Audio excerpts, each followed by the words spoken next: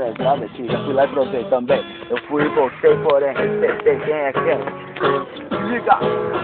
E hoje você tem uma cabeça positiva, porque você vai deixar os políticos tomarem uma torcida. Não, eu estou fumando só amanhã da polícia e tô sendo envergonhado, passando por discriminado. Não, não vou ficar aceitando. Estou me perdendo no assunto, mas eu estava fumando. O meu nome está um pouco devagar, minha brisa ficou no olhar. Então pra explicar bem, você precisa enxergar e não precisa liberar. É só deixar a gente fumar na paz. Porque a gente é usuário, vocês são um bando de otário que vem oprimindo aquele que é usuário. Mas o traficante fica lá, todo instante pagando advogado caro. E eu não paro pra pensar, eu não quero alimentar uma morte. Então libera ela e deixa pensar.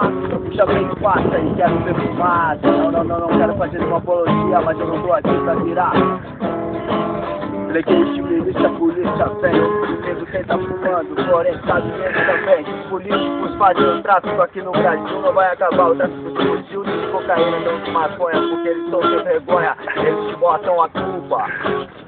Porém a tática, eles filha da puta vão ter que ouvir o nosso rap por aqui. Vai ser protestante a todo instante, relevante ao nosso som. Não, a gente vem da rua e louco na fissura de rimar. Deixa a gente fazer fumaça, passa, aprende, puxa, aprende, passa. Mato, minha boca tá seca, tô fazendo de rap, tô ouvindo violão.